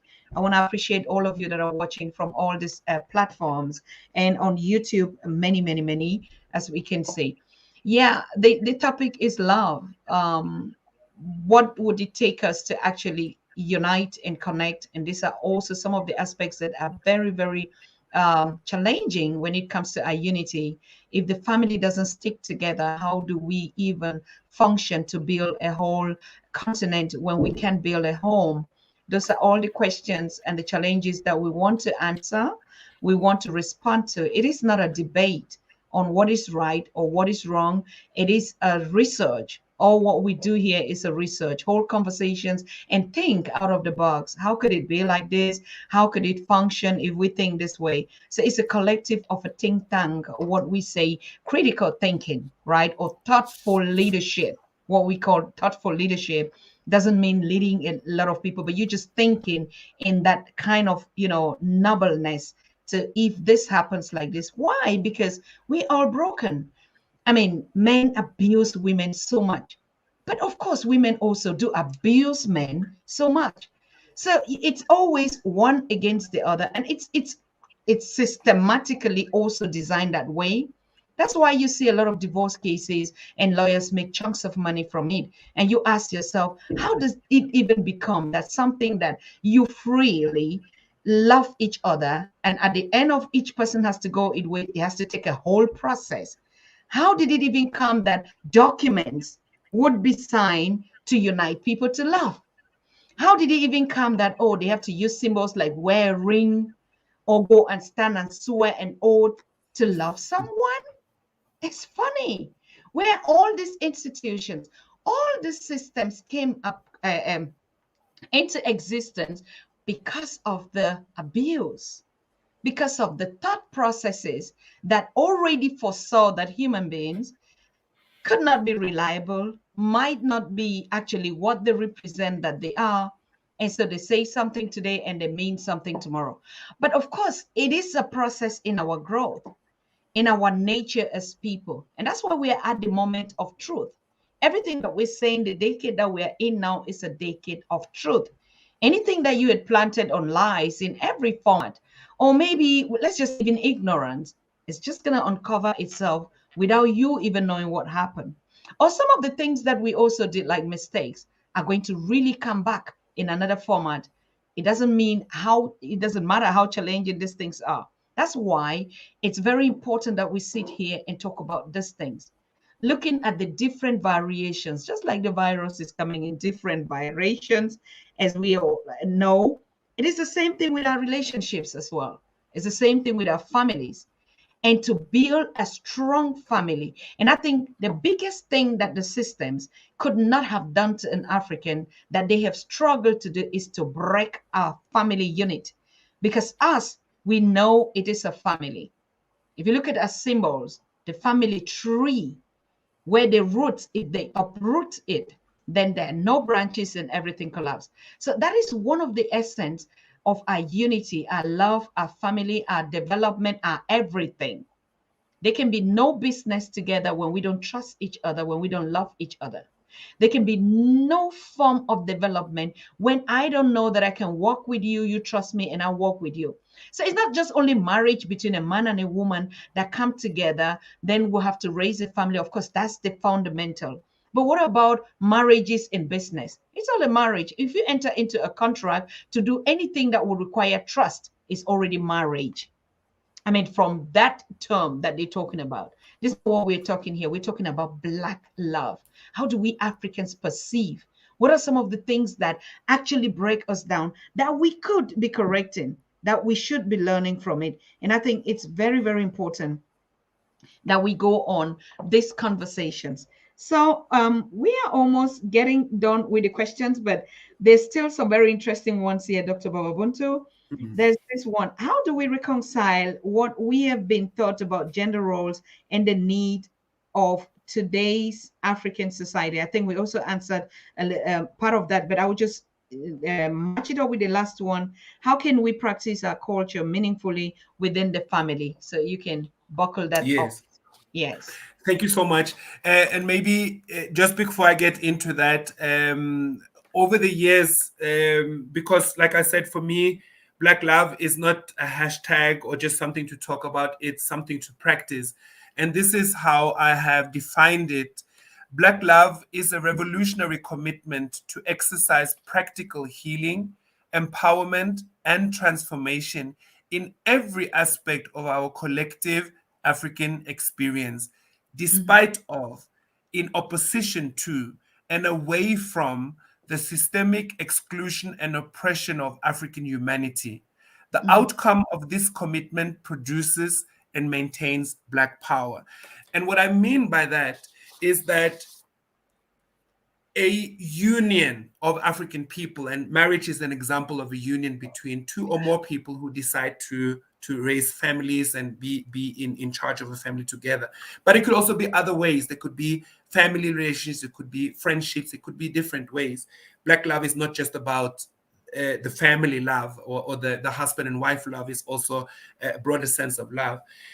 But it's about building power, and not power that just dominates and take over and defines, power that actually sustains us, power that actually makes us stand stronger in this world and own our knowledge, own our intentions for the world that we are building, make me a rooted person who's proud of myself but do not have the need to bully and put other people under me.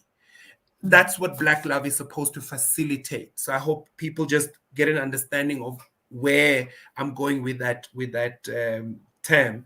Now, we were asking, first, how do we reconcile what we have learned about gender roles, and also how do we practice our culture meaningfully within the family? So I've mentioned something about what we need to do in opposition to the form of patriarchy that we have been taught, which is a foreign concept, and it's completely opposite to the matrilineal foundations of understanding the strength and the abilities of women and men in a harmonious dance with each other, that African culture has stood for and has taught us originally.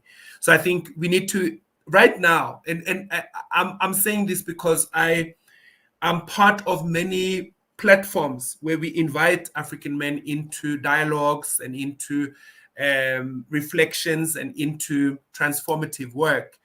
And a lot of men, if I would actually dare to say that most of us as African men today, we are asking the question, what is the role of the African man? What is it? What am I supposed to do? Where do I belong? What am I supposed to listen to? Because my religion tells me one thing, my home seems to expect something.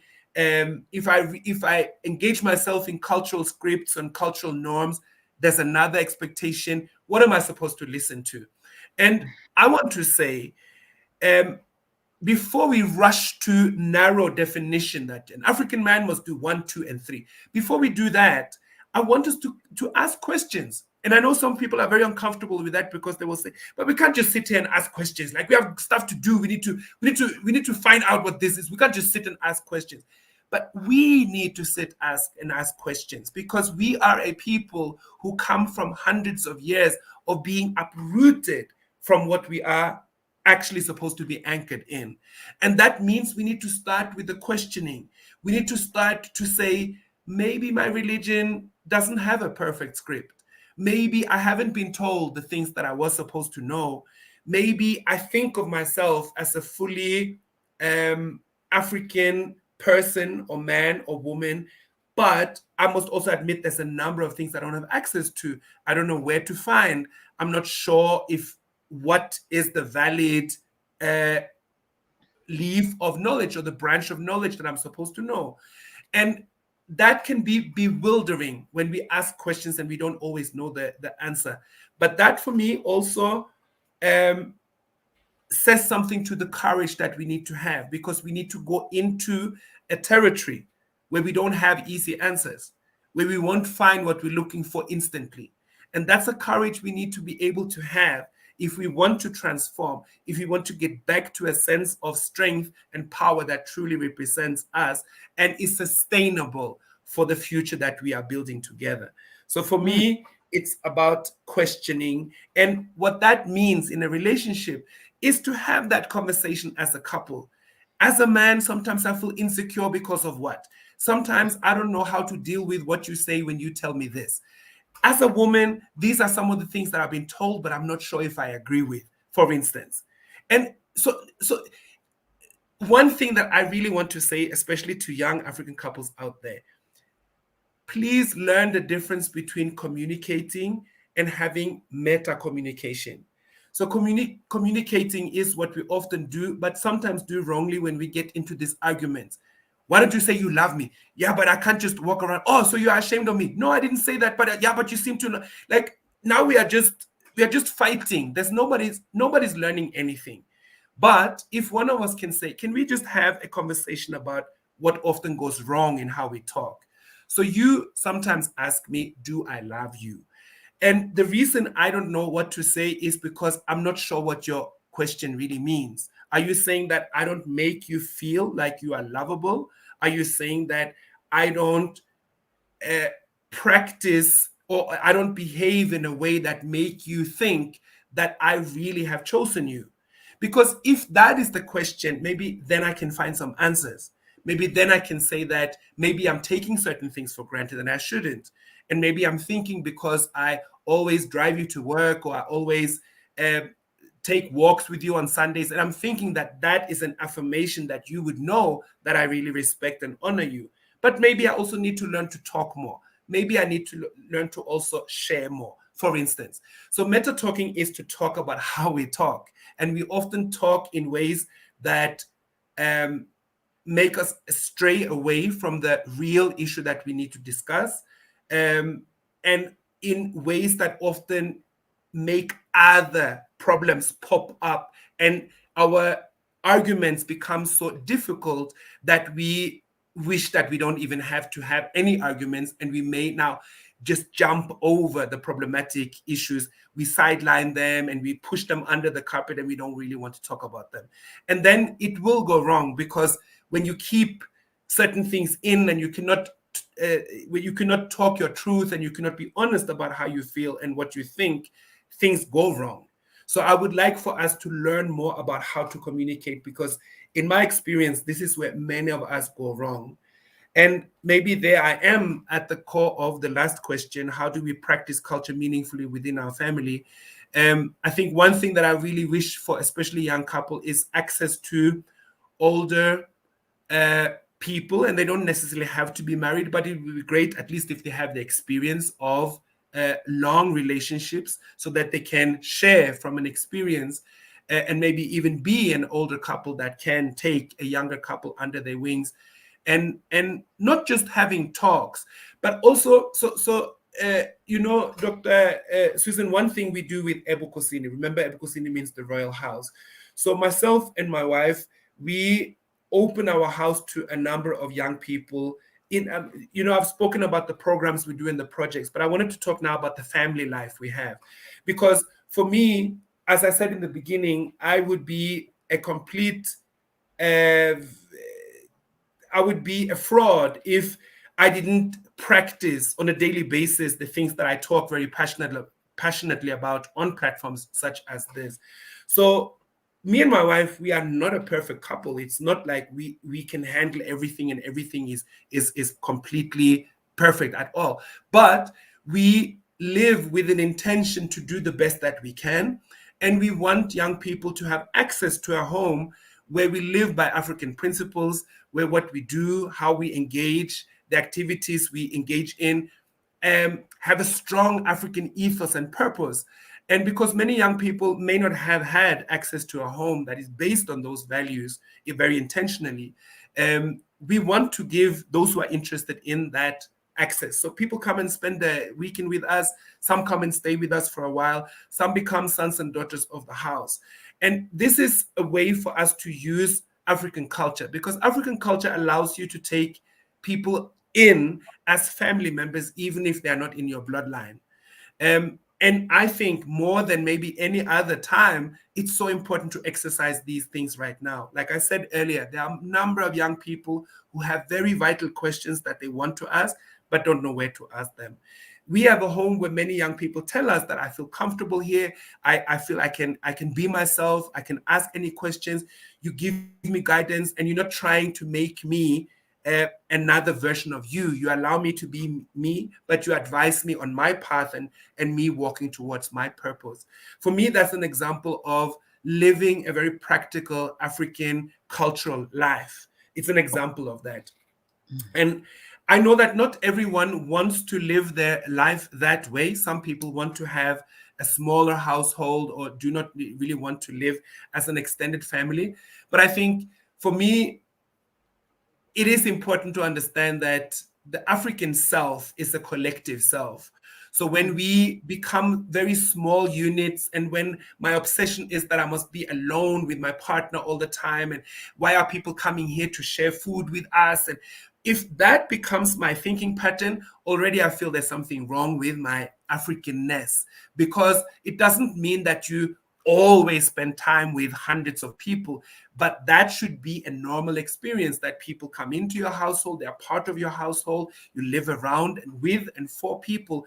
And as people marked by the experience we have today, we also then need to bring books in. We need to have conversations. We need to talk about sexualities and sex. We need to talk about boundaries in relationships. We need to talk about what power is, what violence is, what confidence is.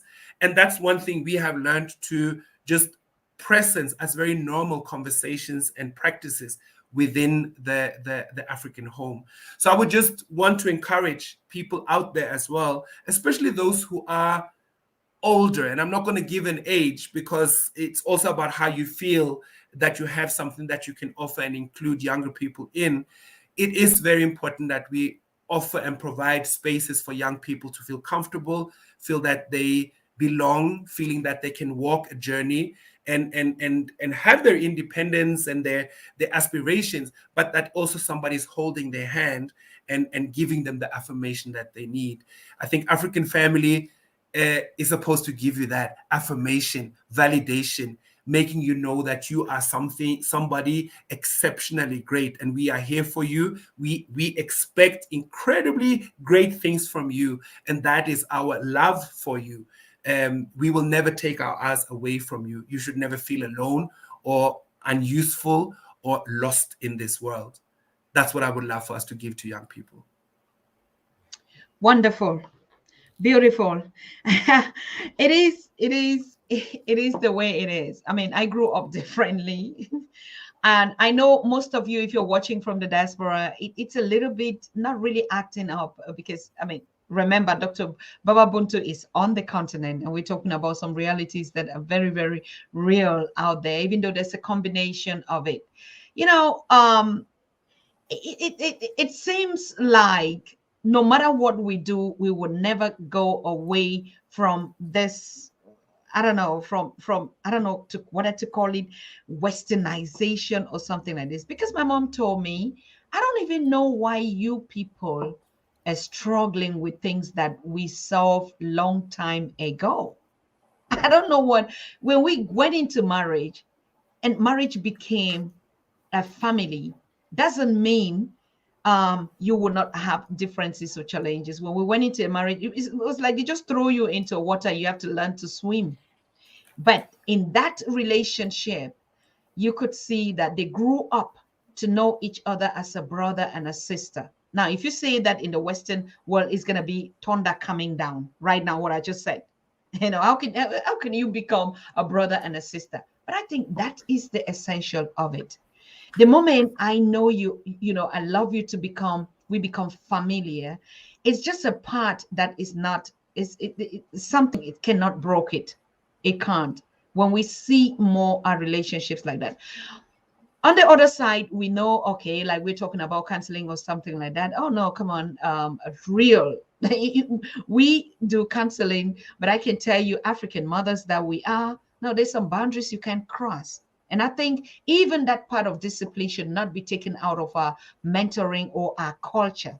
Because I can remember some of these institutions, they have the regulations and the systematic put onto it. But if you look at in our own communities, there's just a lot of things that we deal the way we deal. Like if my father would just walk into the compound and only would make a sound, everything is just in place. That is the way it's just going to be. If my father was even the one that was even too really that we will run to. But if mother would even just sigh, you know where you belong. So, we patterns in our relationships is not lacking a lot of discipline. If there's somebody that would discipline, and I think that's also love. Just this too much talking, like we see in the year, oh, a child will do so, oh, please don't do it, or this and that. Come on, come to the continent, okay? Come. Mother Africa is waiting, mama. But it's all out of love. And you see why we've been able to resist some typical or critical challenges, particularly in the global systems, is because we were raised well. I can't lie to you. Yes, we had to go through what we call today, oh, trauma. We were this and this and this. But to be honest with you, because we are overcoming some very difficult, particularly when you come to the diaspora, then you begin to understand. You look back and say, thank you, mama. Thank you, papa. So these are our structures that we cannot depart from them. And so getting too deep in this kind of conversation, particularly, can spur up a lot of differences. People, children who are born and raised in the diaspora, probably when you go to the continent and you would have this kind of, you'll be like, wait, where am I here? Where I'm not taught to wash dishes, where I'm not, where I'm not whooped if something is not working. No, I can. It's abuse, is this and this and this. No, the Mother Africa and the principles that we do, you really can see it's out of love, because us sometimes when we're growing up. So thank you so much. It's very important, and the conversation has been very educative. I want to take a minute to give a flashback for you to understand that we are building this relationship platforms, and one of our biggest projects is this high bay that I said is the relationship, intermarriage, intercontinental, the diaspora and the continent, getting into unity. If they find their loved ones on the continent or vice versa, how do we bridge this together? We have these questions coming up and up again. Marriage or love is not in a geographical space only. You can find love in Tanzania, you can find love in Cameroon, you can find love in South Africa. How do we build these families together? I think Dr. Baba Buntu, that's also a topic that we would get into it. We are already on that structure already to connect our unity through love. People find love every day. And particularly, when you meet, it just fits. So there are no criteria and somebody's but we can do a due diligence. Like a lot of people really don't know. They need that assistance. They need that service. Has my girl just know, particularly these two mindsets cultural thinking. That one is a challenge. Yes, you can find love on the continent, find love in the diaspora. Why do these things don't work? This is also one of the biggest challenge. Cultural understandings in our relationships, and international experience is also one of the biggest topic that we'll be talking on. Yeah. So thank you so much, Pan African Daily TV. I heard people are saying time out. 300 seconds. It's been okay. Thank you so very much. Yeah, I want to give a quick feedback, like I said, update about the conference in Africa that we were trying testing on these platforms before we depart. I owe you that. I mean, we did a lot of testings, and the app is absolutely amazing. It's what we need. Why do we need it? I keep saying it's not because they're not existing platforms like that, but because we own our server. And so we're going to get into education and trainings and teaching, and we don't want these messages to be infiltrated by whoever. Okay, so like we are recording now, we're doing a streaming. Who owns the server? And that's why at any time you can be shut down. We can be shut down from here, and you just lost how many? Almost 50,000 subscribers that we had. Now it's gone in 1 second, right? Yes. So who controls that narratives? And with conference in Africa, we're also going to be doing live streamings, but on our server where we record it, right? Even if we share on YouTube or other platforms, it doesn't stay there. We own the server, and so we're hosting meetings, every other things that an incredible support tool for us. And it's, like I said, it's a fundraising tool, it's a developmental tool, it's a job creation tool. A lot of young people, we're anticipating to create at least 20-30% of jobs for young people with conference in Africa. You can imagine how much money we give on existing platforms. And so you using conference in Africa is just creating the development that we want.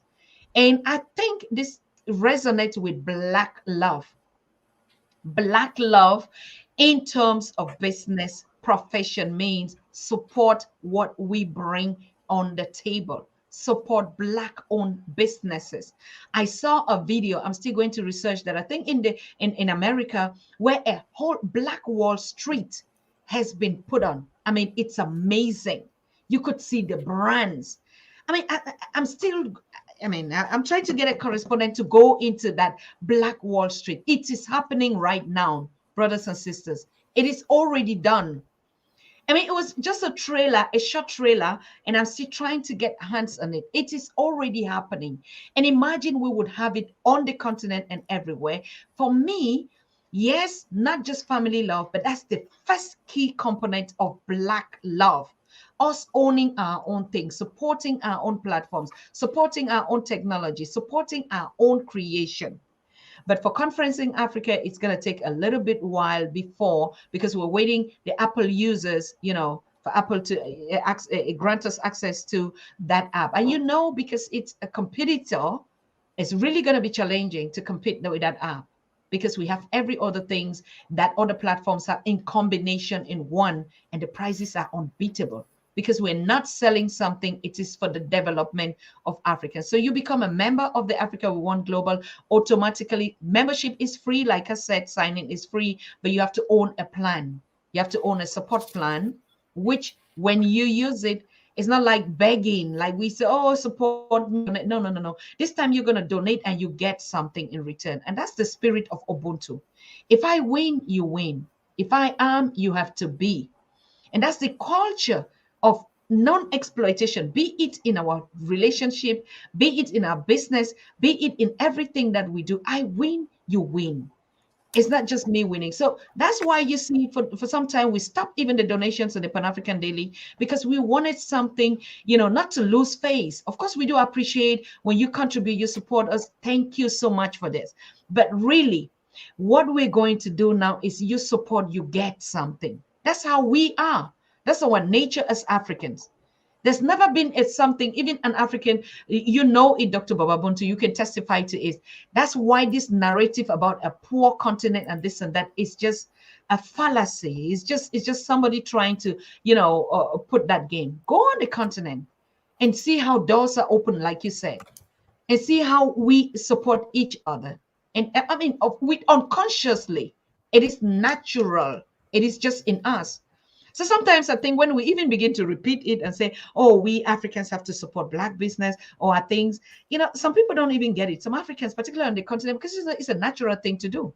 It's a normal thing to do. But the difference is that these structures are not existing there. So that's why you see even Facebook will do Facebook. They're already launching in Nigeria because Nigeria, the population alone is the United States, right? So when we do our own applications like this, take it to motherland. And I'm talking to particularly the diasporas. The diasporas have invented a lot. They have brought brands. They have brought all sorts of inventions, even creativity. If you look at braiding, the way we braid on the continent, the way the African Americans do the braids, oh my God, it's so smooth. They know everything.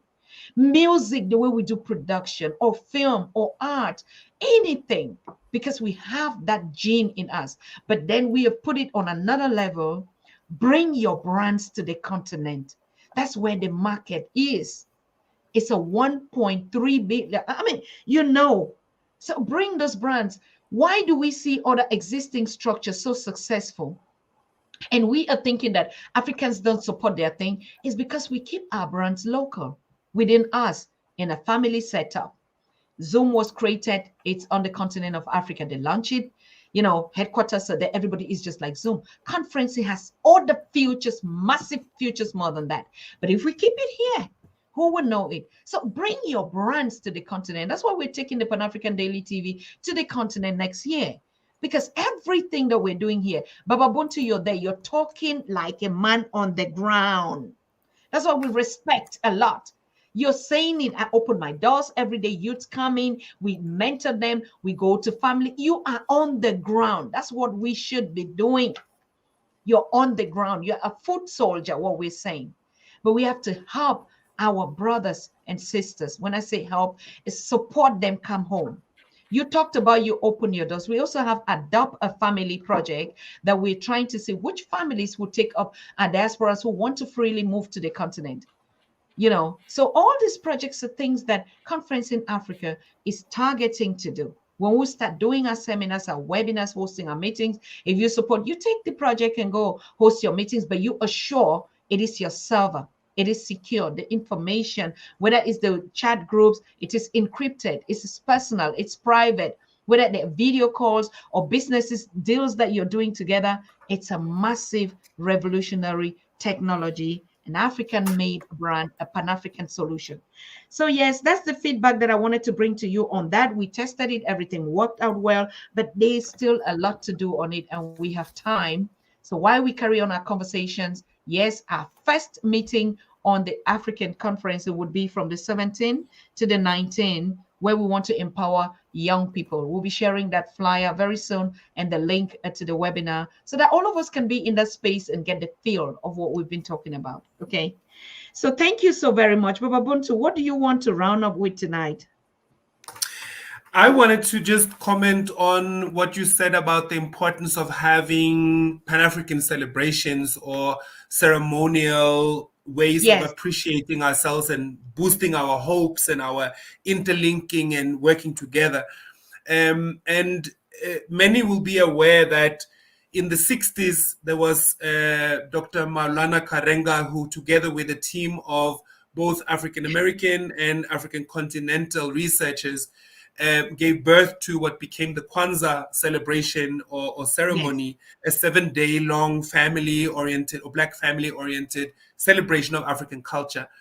In Tanzania or South Africa, we decided to adopt that idea, and this year we are actually celebrating it for the 20th time. And we decided to keep the name Kwanzaa, although we celebrate it maybe slightly different to how it is celebrated in the African diaspora, because what people may not really appreciate and think about is that the Karenga and his team, they came to the continent to do research on indigenous festivals that are already been here for thousands of years. And then as a synthesis of some of those harvest festivals, that's what Kwanzaa became as a Pan-African way of celebrating African people. And we think that's a beautiful idea and one that all of us need wherever we are in the African world. But when we are celebrating it here, we also remember that Kwanzaa in this part of the continent is also referred to as Umkhosi, Dikafela, Intwala, Tebula. Like there's a number of words that and particular festivals that celebrate the first fruits. And so it's both to have an understanding of the Pan-African need to have one celebration for all of us, but to also celebrate within your own language group, your own nation, your own particular reference to the continent. So let's do both and let's bring it together. So we would love to have a conversation with others who also uphold such festivals and celebrations Mm. for the upliftment and unification of African people. We have the 20th celebration this year on the 26th of December, and a number of others are equally celebrating around the Pan African world. And I think I'm saying it because some people have been very skeptical, especially on the continent, towards this Kwanzaa in America. That's what people would say, and Mm. I get it because sometimes everything that is done in America is seen as the thing we should just import uncritically and continue to do. But why is it that we're not lining up when people are then? What is this ridiculous thing that they're celebrating with all these masks and this scary stuff? That children are talking about all the time. There's an American, what is it called? Hello, Halloween. Yes, Halloween. yes. People are not really having critical engagement about that, but that's just something we can celebrate. But when it comes to something that African people have decided that this could be ours, then people are very skeptical and say, why should we do this and why should we do that? I think regardless of the politics around this, we all need to celebrate ourselves and each other, not just senselessly, because sometimes we also create senseless festivals and just dance around for no reason.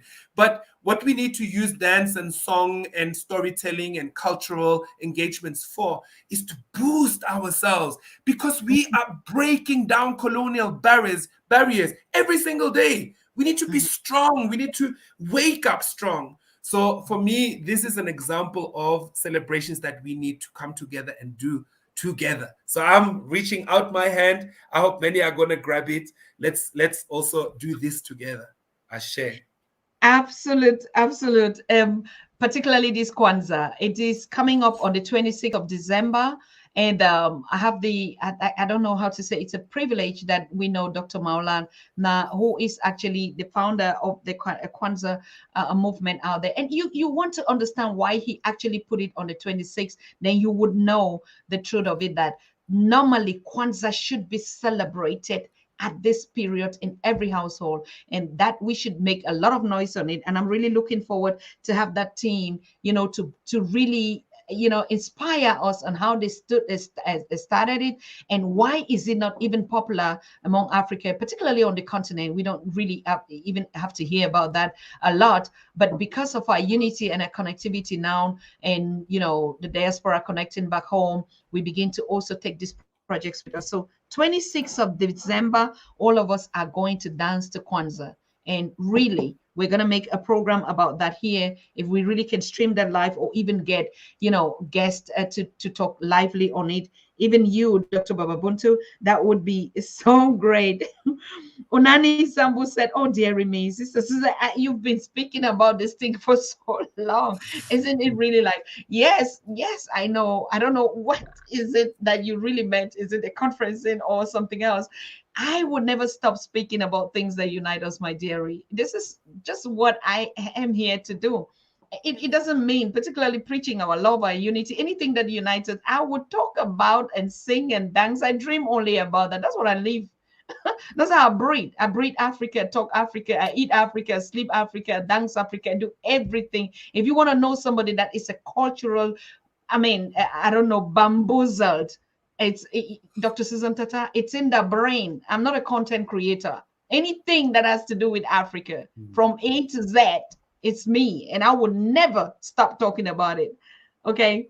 Anything that brings us, unite us, bridge us together as a community in every way. And it means we've been talked about for 400 years differently. Now, what else can we just talk for once and it's enough, my people? We have to sing and sing and sing and talk about it.